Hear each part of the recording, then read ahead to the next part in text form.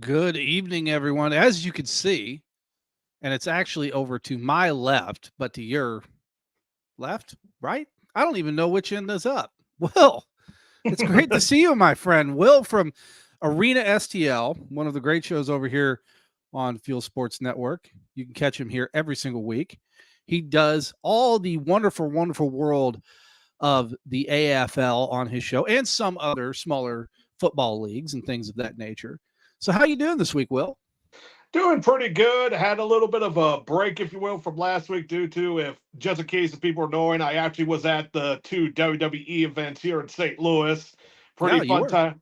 And plus, it pretty kind of slow when it came to the indoor football world, though. Dear Lord, I did not expect some things that happened yesterday when it comes to the other stuff. And just to correct, like, it's now AF1 since now the original Right. eight, because the AFL, that's basically done, owned by the G6 Sports. And as I said on my show before, and those the AF1 owners, don't be surprised if you see a lawsuit to G6 Sports because they are still owed money for able to have that championship at the Brawl of the Mall on the East Coast. So it's Right. like, and that's why they formed the AF1 because, well, he's not doing anything. We're not getting our money. We might as well just form our own league and just do it from there. And one, I'm sorry to say, the Arena Football League, the one that started this sport, it's pretty much done unless they want to do something else with it. I don't know. Yeah, it's always difficult because there's been so many of these leagues, these startup leagues, whether they're spring Mm-hmm. leagues, summer leagues, or whatever. They've kind of come and gone. Almost some of them have just never even come. They've said they're going to come, they're going to start, they never do. They just poof. They just disappear off in the distance like a tumbleweed rolling across the desert. And it's sad because you would like to see more competition in the field to just try to get everybody to push a little bit harder to make their product a little bit better, to kind of get with the fans, figure out what they really really want to do, because that's one of the biggest things that always has been somewhat of a bugaboo with me with the XFL, UFL, AF, whatever they are uh, at this point, merger. It just has gotten to a point for me where I felt like, when you first started this concept, right, with the XFL, you were doing it when the reboot happened with Dwayne and Danny. I really thought like, hey, they're onto something. They're really charged with going to the fans and what do you guys want to see? And giving the players a real shot. And now it just kind of gives me the vibe with the UFL situation where it's more about let's make this into a big business model, a lot like akin to the NFL. It's just we don't really give a crap about the fans. We don't really don't seem to care. A lot of that stuff that happened with the XFL in that first iteration with Dwayne and Danny, not the Vince McMahon XFL version that had initially come out, but that version with Dwayne and Danny, I felt like they just tried a little bit more. What say you, Will? What was your takeaway from the UFL's second season? There were some pros and cons. Like you, as you said, like they're starting to act a little bit big. Like it's not that they can't. I think they're maybe about what's the best way? Maybe 4 to 5 years ahead of thinking like that, in my humble opinion. Because like they want this to succeed, but they need to slow it down a bit. Of course, nowadays we live in an age that people want it quick, fast, everything, including how you consume entertainment. But in doing that with business, because everyone's looking the quick buck to make, like the quickest thing here. And of course, unfortunately, it's not one of my things. People want to get, like a lot of my, of course, the new big thing, or I don't really call it big because it's really scammy, in my opinion, the cryptocurrency. And they think that's the best way to earn their return pretty quickly. But if you've known about the whole Sam Bankman Fried or the whole thing that happened a few years ago, that whole thing burst into place. And honestly, I think that's a ball that's going to burst pretty badly here in a Well, few years. when it comes to that stuff, I've guess what? I'm older than I look. Uh, I'm not bragging. I'm just saying, but I remember a lot of things that's happened over the years, and I remember, because I worked through it, I lived through it. I lived through 07, 08. I worked through 07, 08. I lost my 401k in that time frame, just like a lot of other people did. And it is always hard to see these scammers, as we're referring to, because that's really kind of what they are, to build these leagues, to get these things going, that the entire idea concept behind it is, hey, how can I cash in? How can I sell this to somebody else and make, some decent money, make a quick buck? And that's not really what it should be about. What it should be out is building another platform where fans can go to enjoy a product and have fun with it, and it just kind of be their thing. I'll use an example: the music industry, because I'm a music guy. That's my background. That's everything that I've done for years and years. When Nirvana first came on the scene, everybody thought, man, that's my band. That's my band. Came up through the grunge scene. It's just all this like real gritty, grungy, just like, this is my band. And then whenever they went big, they went on MTV and all this other stuff, then they got, you sold out. You sold out. And they're like, wait a minute, hold up. They were aghast at what other bands were charging for tickets for their live shows. They're like, what?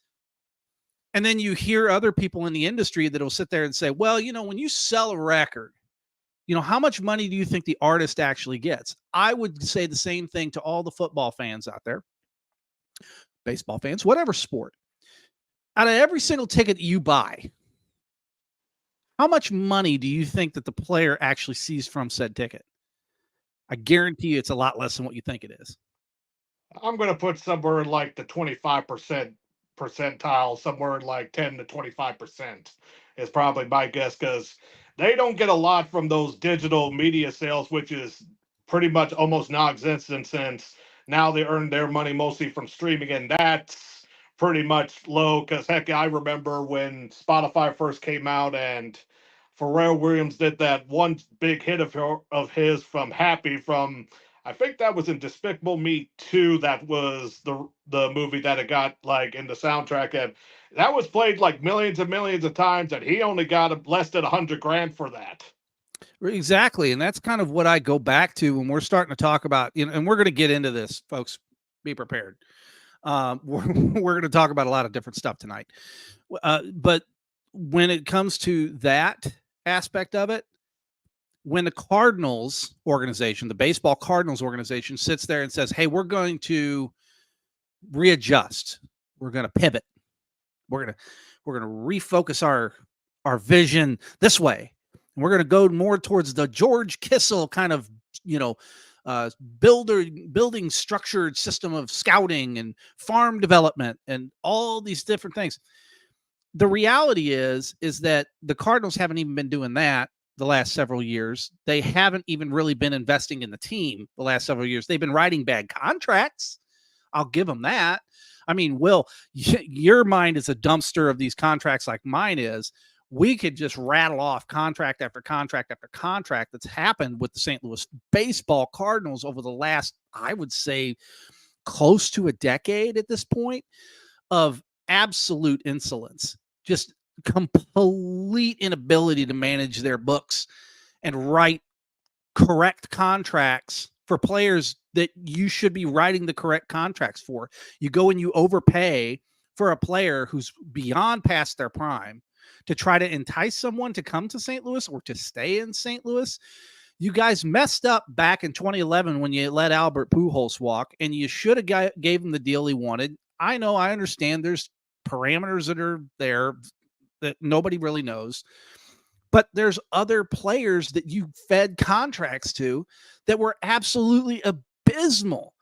I mean, do we need to talk about some of those pitching contracts? Do we need to talk about some of those other, batting bench contracts?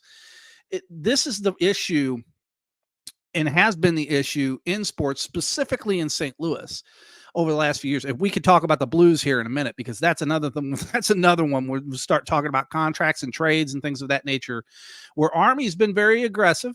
I'll give them that, but there's been some other things too. So we'll get into that. But that's the one thing I want to kind of segue into, Will, just here in a minute. But we got to take ourselves a quick break. Quick commercial break, and we'll only be gone for 60 seconds. Stick with us, guys. We'll be right back after these messages. Stay tuned.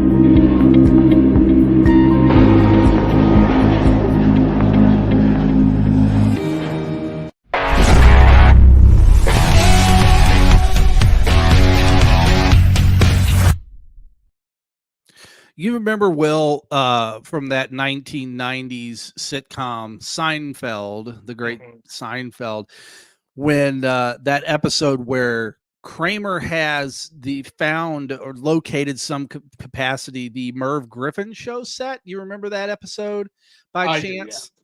And he he he sets up this whole set and he's acting like he's putting on a talk show. And then he's like, okay, we got to go to break. And then he's like, going to break. He's like sipping on a Diet Coke. He's eating potato chips and stuff. And he's just like, comes back, shuffles his paper. We're back. That's almost kind of what I feel like just being silly and doing sometimes, but I don't feel like a lot of people would get the joke. But well, I've just read you into it. So now everybody gets the joke. So if you're a lover of Seinfeld, that's the inside joke. So getting back to what we were talking about with a lot of these different teams writing bad contracts and stuff. There's a couple of comments I wanted to bring up that happened during that conversation. And Van says that tickets go to the stadium operations. Almost all professional sports player compensation comes from media rights. I don't disagree. That's absolutely along the vein of what actually happens there. And the thing that I would say, Van, is that it shouldn't always necessarily be that cut and dry. And again, this is all opinion based. I could, in my mind, I can run it any way I want. I just think that it would be more beneficial to the players and players, such in baseball and so on and so forth, where you have certain players that are making league minimum or whatever, and still an obscene amount to normal everyday people. But the baseball players where they're making tens of millions of dollars a year, or in some cases, a lot more.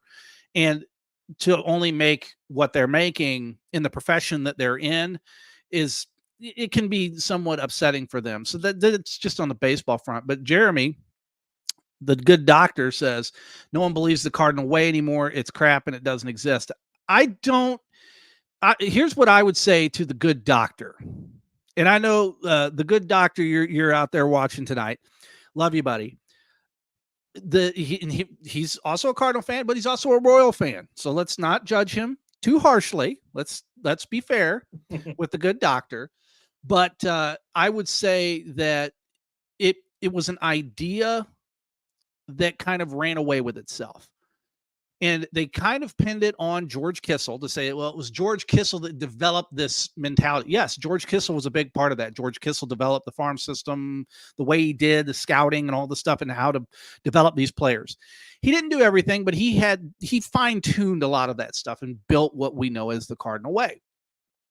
Now, Will, I don't know how much you know about all of that as far as George Kissel, but I do know that you know enough about where Tony La Russa, Dave Duncan, and Walt Jocketty came from. I do a little bit. Like I know like their whole like philosophy and it worked. Like I'll just say this. I won't say the Cardinal way doesn't exist anymore. I think it's just that they put it aside and went with their own plan to what's going on with the Cardinals right now. Right. They have to do a whole reset in order to get back to the Cardinals way until be like, okay, we're back to it again. But no, they've been trying to mostly, I don't know, a lot of sports, if you haven't noticed, like they try to cut costs where they see it, especially after the pandemic. A lot of businesses do this. Heck, the YMCA, they don't even provide towels anymore. You have to Right. bring your own Right. like they cut anything that was seemed like didn't seem like a luxury, but it was like more like the best benefit anymore. Because I've seen a lot of sports teams do this. It's like they cut everything in order just to maximize profits any way they can, sacrificing what when it comes to quality and stuff. Heck, I even last time I went to Busch Stadium, like the food still was the same quality, but the material of holding the food, I noticed a big downgrade to it, if you will. Right. And Like one thing I do want to point out is, the good doctor, again here with his comment about the Cardinal way, I do want to point something out that he's actually works over here at Fuel, and he's a big core component to the structure of what we do over here. And I wanted to bring this up. He has a new piece out that he has an interview with the great actor and comedian Michael Rappaport, and it's over on fuelsportsnetwork.com. Don't have to pay any money. Guess what, folks? It's free of charge. Go over there and check it out. It's a great piece over there. I know you're going to love it. I ain't showing you nothing. I'm not going to give the article away. You're going to have to go over to fuelsports.com and you're going to have to check it out because it's a great, great article. You'll have a lot of fun. Good doctor. It's always great to see you on the show. Appreciate that, my good friend. Now, let's go back to what we were talking about, Will. I just a quick one thing, Derek. I do want to recommend one movie that he's in. Yes. One movie that he's in with Patton Oswalt called Fan. It takes a Fan, very yes. dark take to being a fan, especially when it came to the Giants and Eagles rivalry. I do recommend that film. Right. It's very, very good film for the sports fan. Is someone that's looking for something to be entertained, go check it out. It's a good flick. It's a good time.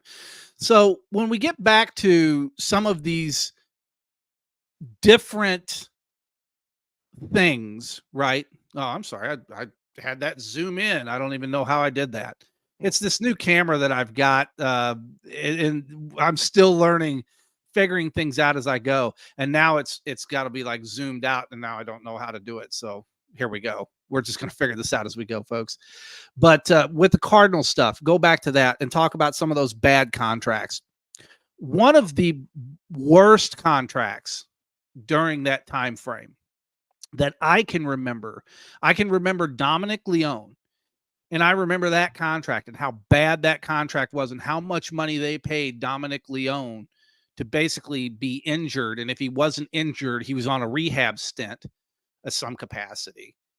But Will, what's a contract with the Cardinals organization that comes to mind that you sit there and go, oh yeah, that's a bad one? Well, I'll give one that's kind of obvious, even though we won the World Series that year. Ty Wigginton. Ty Wigginton. Yeah, that's an interesting one. Yeah, because we paid him like he only played less than the core team and got like more than $1 million. Oh man, yeah. I remember what was another bad one, and everybody can get into the comment section and chime in because I know that there's a lot of other people are going to vote in on that and say, oh yeah, you remember so-and-so?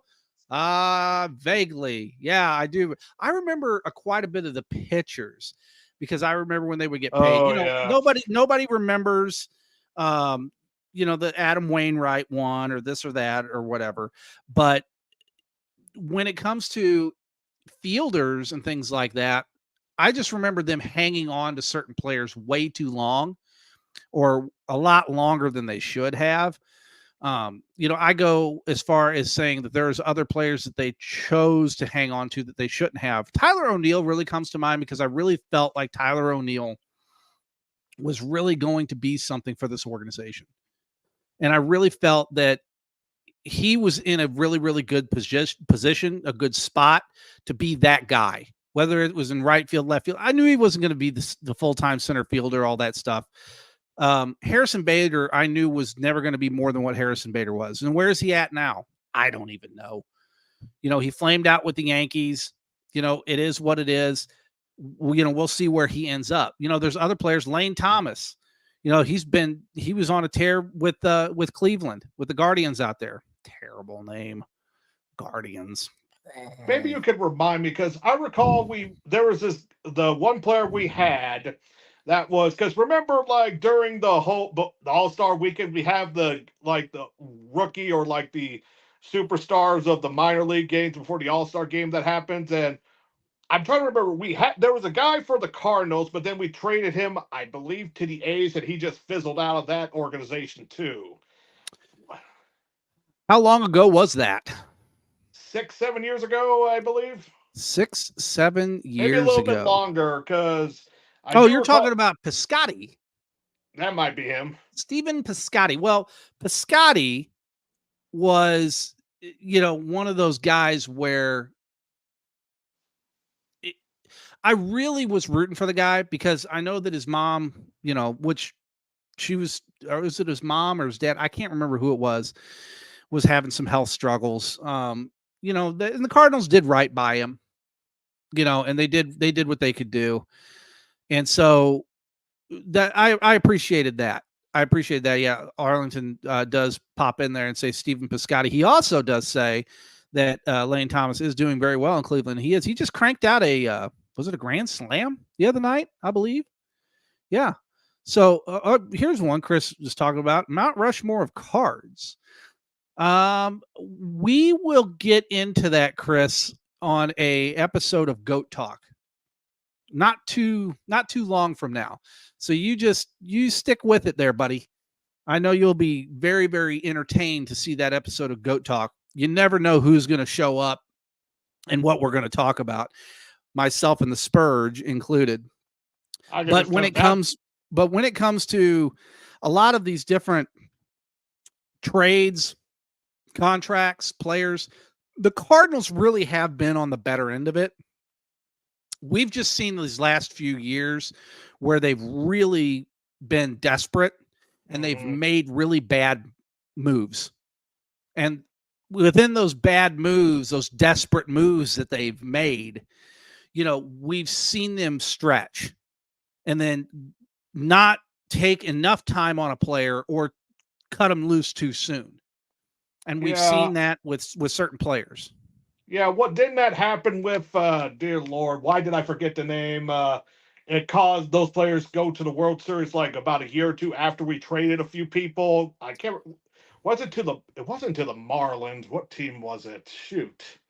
Well, let's just go back and the last 5 years, 4 years, 5 years, letting go players like Sandy Alcantara, That might be Aldo, it. Garcia, Adolis Garcia, Yep. Randy Arozarena. Oh. Obviously Tyler O'Neill and Lane Thomas and Tommy Edman now to the Dodgers. Jack Flaherty, Yeah. here's my thing with Jack Flaherty. Anybody that knows me that's been following my show for any point in time, I've never been a Jack Flaherty fan. I always felt like he was a prima donna. I always felt like he wanted to go back to LA where he's originally from. Guess what? He got what he wanted.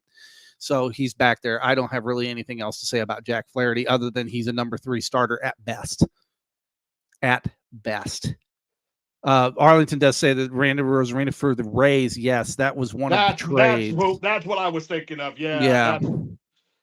that hurt real bad because remember that was the conference that Mo said like we need to reevaluate our scouting department, and ever Right. since then they have never been able to recover. Not since then. Right. Again, that's always been one of the biggest problems with this front office has been their inability. And again, this is where it comes down, Will, is that the front office wants to blame the scouting and wants to blame farm system. And that's why we're going in and we're fixing everything is because it's such a mess and that we can't do our jobs if we don't have the correct information. No, how about you do your job that you were hired to do in the first place? You're the whole reason, John Moe, why they kicked Walt Jocketty to the curb. Walt Jocketty was a farm guy. John Moe, I'm going to tell you straight up. You're a bean counter, brother. That's all you ever have been. You've just counted numbers. You've always been a numbers guy. You're not like Walt Jocketty. You're never going to be Walt Jocketty, even in your bestest dreams. Walt Jocketty earned his stripes in the Oakland Athletics farm system in the 80s. He built through that system. He went through that system. He knew LaRussa. LaRussa knew him. He knew Duncan. When they came over, and Jocketty at the time had left Oakland in 94, had went over and was doing kind of just like a behind-the-scenes role with the Colorado Rockies just for a little bit, for a tickle, for a minute, for a cup of coffee in the big time, as the Macho Man would say. And during that process, he comes over to the Cardinals towards the back end of 94. At that point, that's in 95. That's when the DeWitts take over from the Bush organization, bring in LaRussa and Duncan. And it's essentially not the Cardinal way. It's the Oakland Athletics way. Athletics. It's the Oakland Athletics way. It's not the Cardinal way. They brought the Oakland system with them when they came over from the Athletics. That's what they did. What were the Oakland Athletics doing during the 80s when the Cardinals were having their run with Whitey Ball? Remember, we all remember. Whitey Ball, speedy, right? Batting average, get on base, leg it out, right? Great defense. Heart pounding baseball, right? Bang, bang, bang, real fast. Yeah. And I What just was want to put this. Oakland doing? They were bashing home runs. They had big offense. They had good defense, but they had a couple of speedy guys like Ricky Henderson, for example. Who was Ricky Henderson by chance? Oh, I'm glad you asked. Well, only the absolute leader in stolen bases in the history of baseball. That was it. Yeah. I mean, this is stuff right here, what I am spewing out in front of this microphone right now that nobody ever addresses and no one ever talks about. When we talk about the Cardinals, I'm wearing a Cardinals hat right now. You see my Mark McGwire jersey over my shoulder back behind me. Well, behind my big fat head. But you got to understand, the Cardinals from the 80s were an absolutely different organization than the Cardinals we had in the 90s and in the early 2000s and even in the mid 2000s. It was a completely different ball club. It wasn't the same thing. Completely different build, completely different mindset. Yeah. Just want to go by a comment that Arlington put here Yeah, go saying for that it. Jordan Walker's going to be the next casualty. And like, he's not a bust, let me be clear, just put it in sports standards. They have ruined his development, I think, a few times. Like, he's They called have. up, he does fine, then they bring him back down. And like, he's doing fine, they bring him back up, then all of a sudden they bring him back down. It's like up, down, up, down, up, down. It's like, could you give him some consistency here? Like, he's a very good player, and that's how, especially with baseball, consistency is something that's really important for how many games they play. And like, they need to have some good consistent course. I don't know. I'm trying to remember what there was, what player, it wasn't the Cardinals, but some player that got like didn't do well in development, and he just suddenly disappeared and stuff. And like, I just have to compare because see, with when it comes to St. Louis teams, like you see, like you mentioned what the Cardinals doing. Let's compare it to right now who's playing here tonight, the St. Louis Blues. Their farm system is doing fine. They're they've got players ready to go and making moves that made heck a lot of sense to especially being aggressive on those two players they got from the New York Rangers, just clearing waivers and just daring them to pay them more, and we just got them, and of course that already paid dividends. One of them scored a goal that we were able to win our first game of the season here. Right. And you know what's great about that? And this is what the best part about that is that we're going to be talking about that coming up after this break. So we've got another 1 minute break. You guys stick with us. We're going to be right back after this. We're going to talk a little bit of Blues hockey. We're going to get a little bit into that, Will. So stay tuned, everybody.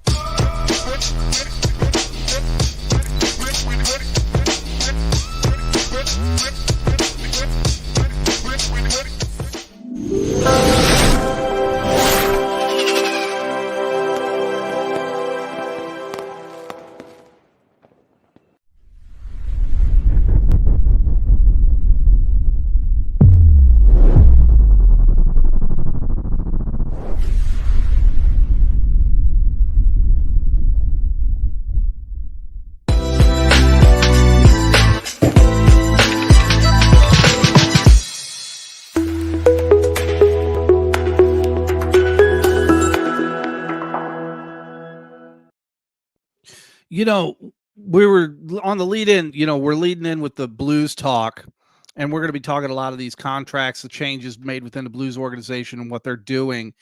Will, I was kind of lamenting to you earlier today. I was at my local sports, uh, what would we call it? An apparel store. Let's just call it that. My local sports apparel store. And I'm in there. I'm shopping around. I'm doing my thing.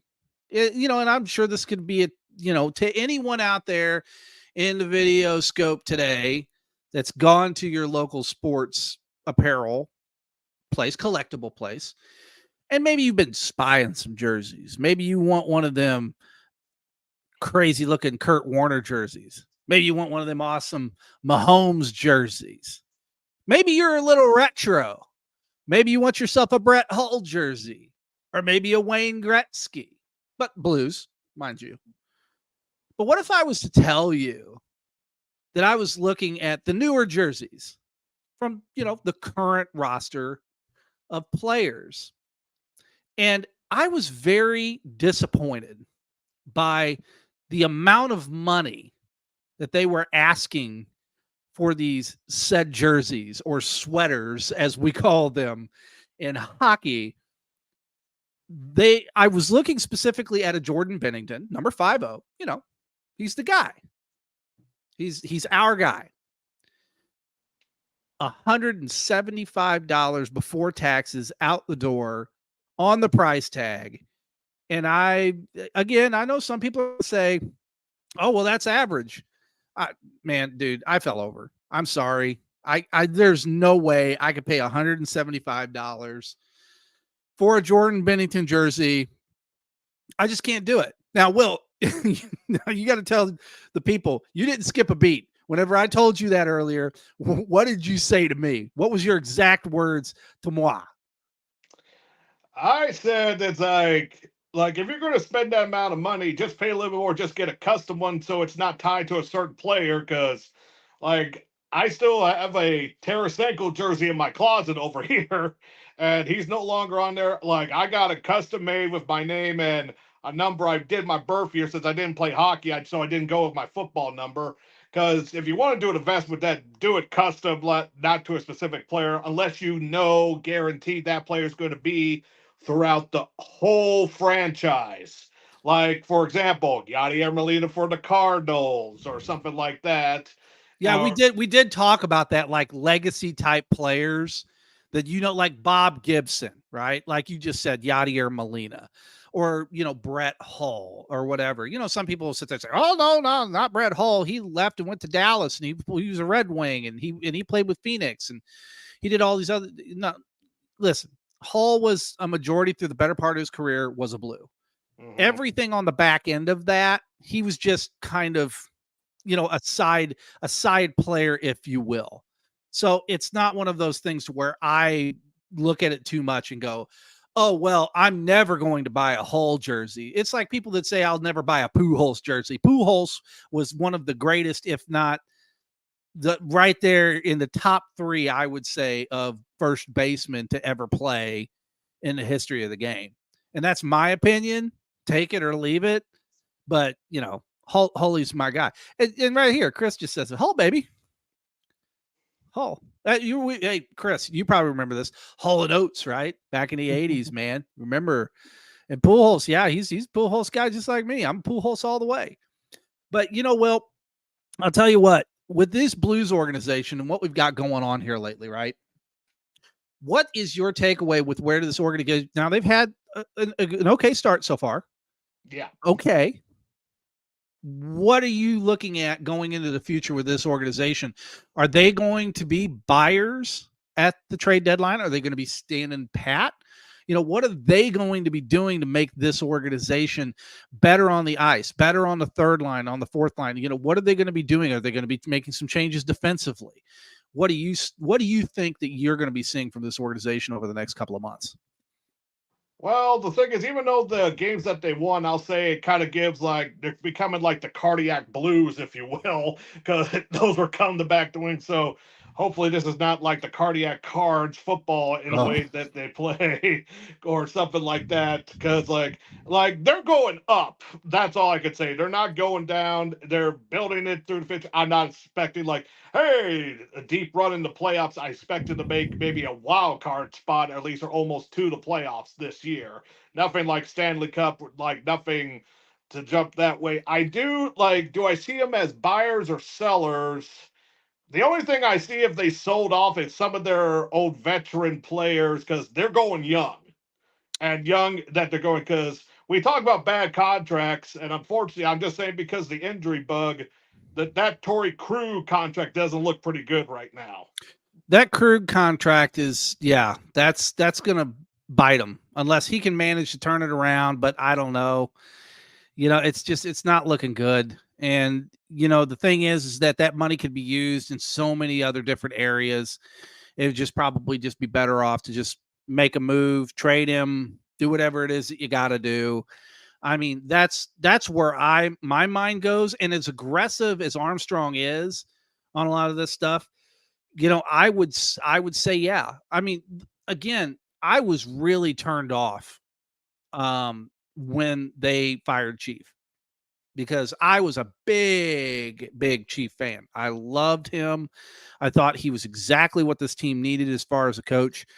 He did everything that you asked him to do. He won this organization its very first Stanley Cup. He did something no other coach that we've had, no matter if it's Quenneville or if it was Iron Mike Keenan or who it was. Chief was the one that did it. Berube was the one that did it. And you unceremoniously, kick him in the posterior on the way out the door and basically don't even give him a high bye or you know what. That bugged me. That really did not set well with me. And as far as I'm concerned, it really soured me on Army. Now, I like the moves that Army makes. Again, the problem I have with Army is that he's overtly too aggressive sometimes. And that's what gets him in trouble, is he's just ready, willing, and able to just blow the whole thing up. But that's also sometimes exactly what you need, instead of just kind of trying to nurse it along, putting Band-Aids on a laceration. That's not going to really solve your problem. And I was kind of filtering through what you were saying and in my own thoughts, and kind of thinking, well, if I was running the team, if I was the GM, what would I do? Well, you said it. I would go younger. You've got these veteran players that are aging. They're aging out. They're hurt a lot. Unfortunately, we can't have players like Al McInnes anymore that just go on forever, and just seemingly can just be great no matter how long they play. How long was Chris Pronger in the league? I mean, Chris Pronger was in the league for, whenever I mean a minute, he was in there for a minute. He was in there for a long time. Hull was in there for quite a long time. Gretzky, quite a long time. Well, we all remember Grant Fuhrer. Really what did him in was those, series of knee injuries he had in the late 2000s or late 90s in that time frame. And that's really what did him in. I remember Curtis Joseph and all of the Cujo heyday, right? And I remember a lot of that time frame and just thinking about how great that team was in that area from the early 90s all the way up into the early 2000s, just how amazing that team was for that long period of time, how well ran they were to a certain extent, except for the Keenan years. And I don't know how much will you remember of the Keenan years. I remember quite a bit, but remember the angst and the anxiety around that team towards the end. What do you remember about the Keenan years? A little bit in a way, because I didn't get to hockey till maybe a little bit after that, because I didn't play hockey as a kid. Like, I'm a little bit over 6 foot, broad shoulder guy. There wasn't really any hockey rinks in southern Jefferson County, so it was kind of hard to get to follow that. Because usually, how people get into sports, you play it and then you watch it. It's like, oh, I know what's going on here and that type of stuff. But man, I just remember, like, the thing that I remember most of the bad years when it comes to the Blues was like with the Dave Checketts era. Dear Lord, I just remember like how people put tickets on people's cars that no one wanted to go so badly on that. Yeah, I remember. I actually remember that during that time frame where again, I was living in the area. I was about the area all the time. And I remember hearing about those stories about people that would go to the mall, right? This is mall. What are you talking about, a mall? These younger kids nowadays. We had these things called malls, and they were a great big building, and you would go inside and they would have shops in there and you would buy stuff at these places. It's funny you mentioned that, since today was the starting demolition date for the Chesterfield Mall today here in St. Right. Louis. And let me tell you something about the Chesterfield Mall. I spent a lot of time at the good old Chesterfield Mall. And by the way, I've got to do this because it has this focus feature to where if you do that, you hold your hand up like a stop. I figured it out. It dawned on me whenever I did it that it will follow you as after it does that. It will hone in on you and it will follow you around the room. I didn't realize that this camera was that smart. Whatever. But yeah, the Chesterfield Mall. Whenever I was younger, I remember I went there all the time. I almost lived at that place. But I remember going out and I would hear people say, "Well, they left like 2 tickets or they left 4 tickets, like upper bowl, whatever." They wouldn't leave like the really, really nice ones, but they would just leave tickets. It was just a nice gesture and it was, it was what it was. But it's kind of like the running joke about somebody says, "Hey man, you need to be safe out there. Just had somebody break into my car. They busted my window out. They left 2 Cowboys tickets." Being the fact the Cowboys just got absolutely throttled the other day. And I love it. I love it. You and Stephen A. Smith, dear Lord.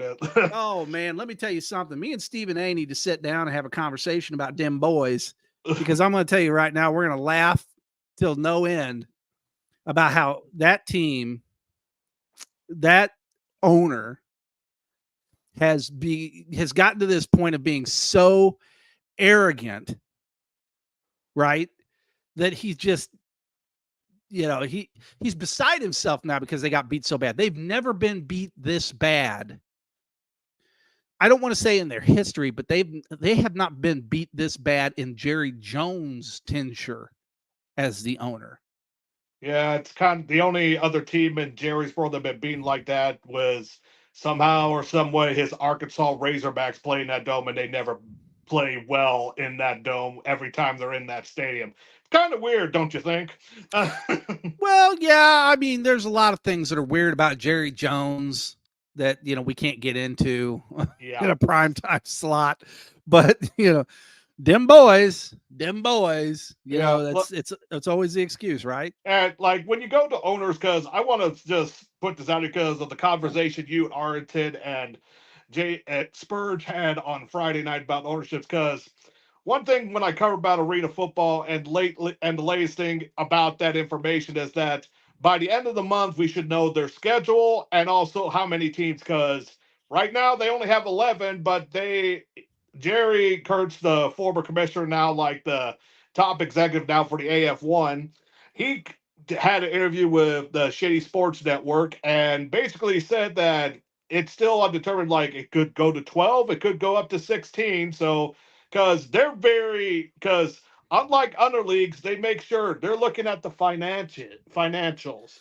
the history of them, and how they did in arena football or football in general. Heck, the team in Mexico, they have a lot of NFL experience back there and all that stuff too. So they're making sure this goes there, and don't remind me of Lee Hutton. That's a whole that whole thing, because like there will not be any league owned teams when it comes to AF1. Like all the league owned teams, and Jerry Kerr said they don't know why they did that because the league didn't have any money. They didn't have any money, and it's just weird because like when I cover arena football one, the reason I like it because it's never consistent in a both good and bad way. Heck, I'll say this now because it'll probably be announced here in a few days. Everyone thinks that right now everyone thinks that the most stable league out of all right now is the indoor football league. Looks like about 1 to 2 teams might be done. The one team that's definitely done, as so far from the people I've talked to, is the Frisco Fighters in Frisco, Texas, and possibly out of left field is the Duke City Gladiators. And Indoor Football League just had a new team this year that's played in Indianapolis with the Freight.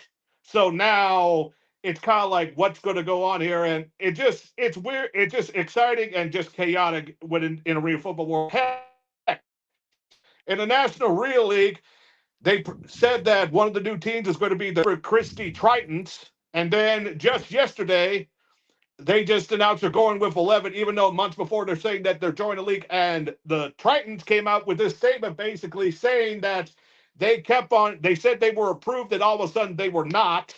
And they said they kept going with their like like their qualifications, and they just keep moving the goalposts. It's like, do you not want us in the league or not? And then yesterday they announced their schedule and they're not part of the league, and they announced their disappointment and confusion. So it's like, what's going on here? Because it's still on their page that coming in 2025, the Corporate Crispy Tritons. So it's like, It what the almost heck? seems like the left hand doesn't know what the right hand's doing. Yeah. And like, as you mentioned, some of the other leagues that never came to fruition, there's one that I knew that wasn't going to happen. And we talked about, and St. Louis was supposed to get in the team, and that was the Freedom Football League. I'm sorry, that league seemed like more of a question mark than anything that I ever saw, even with. I just didn't quite understand, not to mention calling us the St. Louis Independents. Really? It's better than me calling like the St. Louis toasted raviolis. Is that what there's some of these names that they came up with? I mean, they were cute, they were novel and all that stuff. Some of them were just flat dumb. And actually some of the names that I had heard, and this goes all the way back to the XFL, origination when they first came back. What was that, in 2020, 2019 when they first announced it? One of the cool 2018, I'll say. 2018 into 2019, whenever they were there announcing it and everything. And I remember a lot of names flying around at the time. One of the coolest ones that I thought was the St. Louis Sentinels. I thought that was a really cool name idea. NFL, if you're listening, expansion team. We'll take a little bit of that. So I will say the that's Sentinels was the name of my that team. opinion. Yeah, I will say the Sentinels was the name of the team, which I'm still surprised no one's used it for. Another great football movie, kind of taking place of the replacement player situation, the replacements with Keanu Reeves, Gene Hackman. That just takes me back to the NFL scab player days back in the 80s. Yeah, and don't forget the Washington players finally got the the scab players finally got their ring from that year a few years ago. Amazing how that just happened just a few years ago. And oh yeah, just a quick thing. If people are curious, the Savannah Bananas are coming to St. Louis next year, They though. are. Yes. Though to get tickets for this, it's a lottery system. That's how like popular they are. This the Savannah Bananas are basically the traveling baseball version of the Harlem Globetrotters. That's the exact way to describe them. I don't know if I would get tickets for it. It's supposed to be in April. I don't think I'll be getting tickets to the event just because how they set up the tickets. It's a lottery system. It's like, hey, you get to purchase this and all that type of stuff. It's like I can get why they're doing it, and plus the tickets are probably cheaper to go into a cards game. I'm curious how much they rent Busch Stadium those past 2 days. Of course, people don't know Busch Stadium has held concerts before. They have held football games before. Though, Derek, I do want to talk to you something. Let's take out the pro sports thing because we talk about the past and all that stuff. And I just want to bring one thing about college football because before the show came on, they showed the college playoff rankings, and it's mostly just all the Power Five and stuff. But so far, the one team outside the Power Five that looks like that might be going to playoffs right now, if it was held today, would be Boise State. Now, That yeah, field. yeah. So one thing that has happened here in the 60s, and both these teams are now ranked in the top 25 because it's possible, and both these teams play both a ranked Notre Dame. And it's possible that, and you'll probably understand what two teams are because these two teams play probably one of the most watched college football games close to the end of the year near bowl season. And I'm talking about Army and Navy. Because right now, they are both undefeated and won their games handily. You've never seen this before. I have never seen this before, especially how they win. And it's like more than 20 to 30 points over any team they face. And right now, they're like 25 and 23, especially for the first year of the college new playoff format. And if them two, and if that Army Navy game that's held in Philadelphia and the winner actually gets probably a playoff berth or for that playoff, one of those playoff spots, how big would that be for the first year of the playoffs? Be pretty big. I mean, just looking at the college football rankings, up to week 8, Texas sitting at the top of the pile right now, with Oregon nipping at their heels. Penn State's right in there too, but Penn State's still, a couple of 100 points off from where Texas is at right now in these standings. And, just looking at it and saying, looking at just people that are in the striking distance, I mean, really it goes from about the seventh position, sixth position. I'll just say sixth position with Miami, Georgia, Ohio State, Penn State, Oregon, and Texas at the top of the list from lowest to top. And I just look at that and go, if a couple of these teams just get on a hot streak and a couple of these teams just kind of flounder a little bit and maybe they don't have a good enough showing or maybe they don't have a better showing, Ohio State's dropped a couple spots, Yeah. just based off of that loss that they had. And Missouri, again, being a Mizzou guy and a Mizzou fan, it's was hard to see that loss that they had, because that's a game where I really felt that they could have won and should have won, but they didn't. It is what it is. But the reality is that when you're looking at this college football ranking right now, why is Notre Dame that high at number 12? I just don't. Is it because it's Notre Dame? There's always some positive bias for Notre Dame, no matter how good or how bad. And they're the team that mostly they're the only independent that I know that is in college football now. Of course, all the other sports, they're in the ACC. And it just you just don't know. I will say Mizzou's ranking is probably a little bit better than what it's supposed to be. Because remember, they barely beat Vandy. Then Vandy came up one of the more upsets of this decade against Alabama. And don't forget, Mizzou goes to Alabama right there. And that's going to be interesting what happens. Do I expect much? Not really. Just how Mizzou. Let's play that out for a second. Let's think about that. Yeah.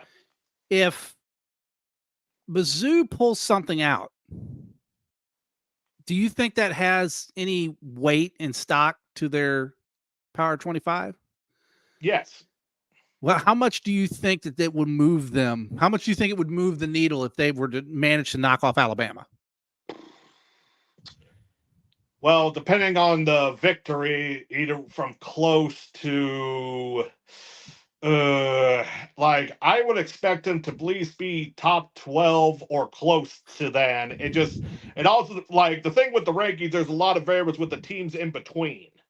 Because you just all of a sudden Oregon could get upset. All of a sudden the other ones, because the other big games for Mizzou, of course, is against Tennessee and also some of the big ones that are still in the top 10. Because right now the college playoffs is just more Power 5 heavy right now. So it's I wish I could say what it would be, but just because of the variables of the other teams, it's hard to predict. It really is. And just looking at the rest of their schedule out for the rest of the year, you've got this last game that was at Massachusetts. They won 45-3. Should have. Yeah. I mean, it should have been a trouncing, but that loss to Texas A&M 41-10, that was absolutely uncalled for. There was no reason of why they lost that game the way they lost that game. They had no rushing game. They had no passing game. The defense was on their heels the whole time. Massachusetts pretty much expected. They're just, that should have been what it was. Now, the Auburn game coming up at Faurot Field, then I would look at that and go, okay, there's your big game. Because Auburn's a big name. Irregardless of their ranking, they're still a big name. But then you've got that Alabama game on the 26th. Man, oh man. If you could knock off number 7 Alabama. Now, again, for the rest of the season, you have no other ranked teams as of right now for the rest of the season. Oklahoma, South Carolina, Mississippi State, and Arkansas. You've got counting from Alabama, you got 3 away games and 2 home games. But if you count the Auburn game, it's 3-on-3. If you could pick up all of those games, I think you're probably looking top 8. If not take over Alabama's position at 7. Yeah, maybe higher. I thought they faced Tennessee. Then again, I forgot with the two new teams. There's not really set divisions anymore. It's just the top two No, teams. they don't face Tennessee this season. That's all. That was always the. I thought their best SEC rival actually. Then I don't know. Arkansas, the border war thing with that Well, is. see, here's the thing. I grew up whenever it was the hated Nebraska Cornhuskers. Could not stand the Nebraska Cornhuskers. They would whoop up on my poor Mizzou Tigers almost every single year. I hated it. It was kind of like when the Rams were in St. Louis and it was the 49ers. Going back to the Cardinals, it was the Cowboys and the Washington Redskins were really the two teams that I just could not stand for the life of me in the East when the Big Red football Cardinals were playing in St. Louis, because they were always just always nipping the Cardinals out. Anytime the Cardinals sniffed in St. Louis a football playoff spot, they would always just get tipped out by the Washington Redskins or the Dallas Cowboys. Every now and again, you'd have, the Eagles, swoop in there, no pun intended, or you'd have the Giants slip in. That would happen from time to time. So, for going back to Mizzou, I think that if they can manage to pick up a majority of these games, I think you're looking at a top 10. If they can pick up all of these games, including a decisive victory over Alabama, then you're talking about a really significant change with their setup in the top, probably the top 5. Maybe. I'm just trying to think of the other games in between because there's going to be probably a lot of upset spoiler games we probably won't be able to predict here the next few weeks. And this, like I said, with this whole college playoff and the whole conference realignment, and just to answer Chris's comment here that he does hit it. There we go. He does understand a rearrange of conferences. I can say with one word: money. Money. They joined money. Yeah, money. That's what us a lot of novice fans, and again, I'm not saying Chris is. Chris is very in tune. He knows what he's talking about with a lot of this stuff. He's a very advanced, involved fan with a lot of these different sports. Now, what I would say is that what people don't understand about college football is you've got old money. I'm talking generational wealth that is wrapped up into these conferences, into these different entities, into these different schools. This is not just we want to win or we want to have a better football team. This is a matter of personal pride that these people have. Imagine it like this, Will. Your alma mater, right? Your high school you played football for. Yeah. You would, if you go to a football game at your alma mater, wouldn't you root for your team? Well, obviously, yeah. Yeah, you want your team to win, right? Mm-hmm. That's the whole point. And that is where I'm going to put this out there. What you guys just did tonight. You won by tuning into this show. And we're out of time. We got to go because we're up on the hour. But we love everybody. We love everybody for showing up and showing out in the comments section. Everybody kicked butt. Please like, share, subscribe. Get it out there. This is Derek King from the Derek King Show. This man over here is Will. I like to call him the Thrill Freeman, host of Arena STL. We will see you guys again very, very soon. Love you guys. See you later. Peace.